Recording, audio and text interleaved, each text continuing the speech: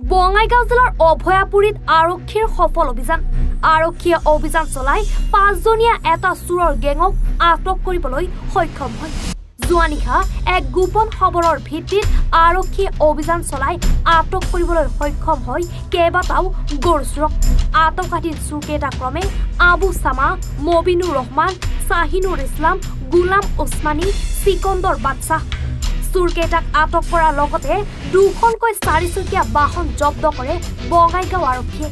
জব্দকৃত বাহন দুখনৰ নম্বৰ ক্ৰমে AS18AC 5331, AS19AC 5141। বঙাইগাঁৱৰ পৰা শফিকুল ইছলামৰ ৰিপৰ্ট, এনি ভাৰত 24।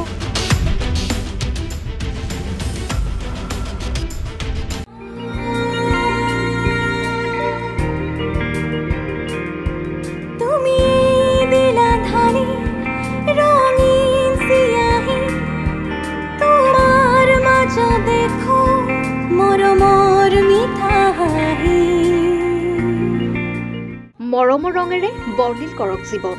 বিধিগতভাৱে এটি সন্তান তুলি ল'বৰ বাবে লগ ইন কৰক www.kara.wcd.gov.in।